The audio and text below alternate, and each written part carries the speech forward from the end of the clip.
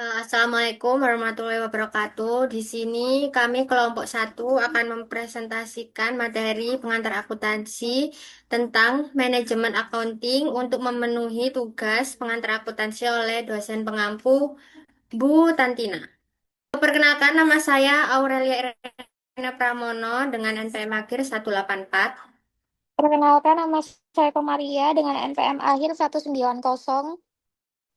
Saya Nadia Kartikardiana dengan NPM akhir 206. Kenalkan, nama saya Faziana Zahira Ataya Ila dengan NPM akhir 191.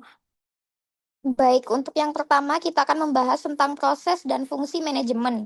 Jadi, proses manajemen ada 5 fase.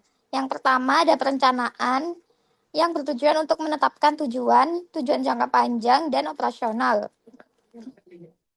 Yang kedua ada pengarahan, yang berfungsi untuk menjalankan operasi harian. Yang ketiga ada pengendalian, membandingkan hasil aktual versus harapan, atau manajemen by expectation. Yang keempat ada perbaikan, yang berfungsi untuk peningkatan proses berkelanjutan. Dan yang terakhir ada pengambilan keputusan, yaitu inti dari semua fase, memilih alternatif. Nah, selanjutnya ada manajerial vs keuangan.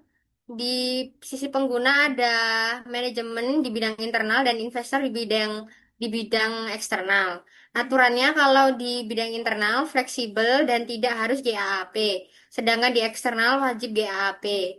Fokusnya kalau di internal ada segmen atau produk atau proyek masa depan. Kalau eksternal ada perusahaan keseluruhan dan masa lalu.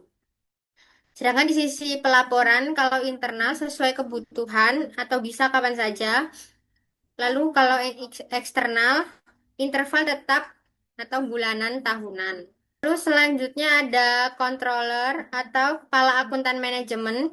Tugasnya mengawasi akuntansi biaya, anggaran pajak, dan lain-lain. Selanjutnya ada departemen lini atau line terlibat langsung dalam produksi atau penyediaan jasa atau punya otoritas.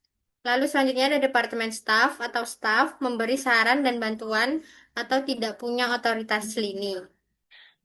Berikutnya, apa itu klasifikasi biaya produksi?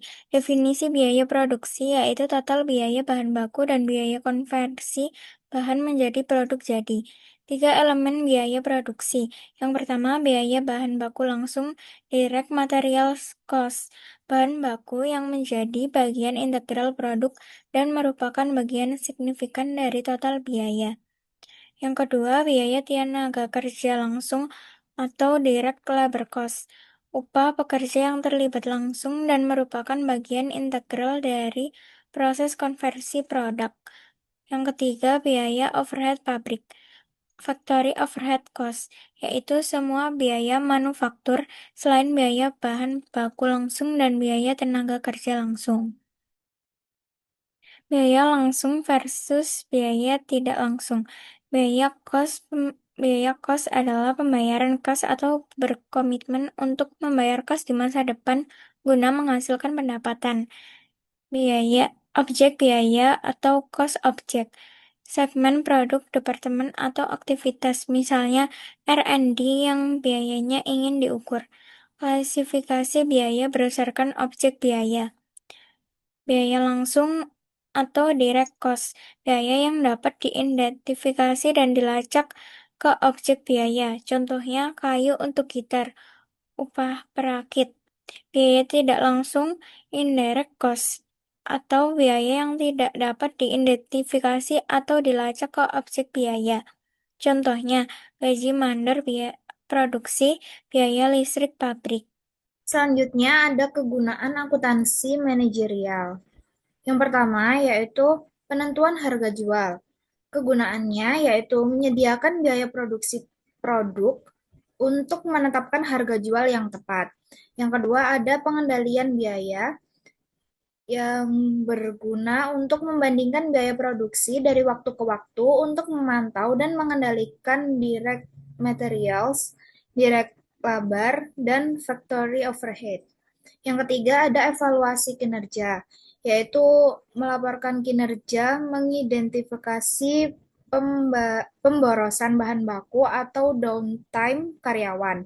Yang keempat ada analisis keputusan yang berguna sebagai menganalisis potensi penghematan dari investasi baru, misalnya peralatan terkomputerisasi atau menetapkan target penjualan dan bonus. Sekian presentasi dari kami kelompok 1. Jika ada salah kata dan selebihnya, mohon maaf. Terima kasih.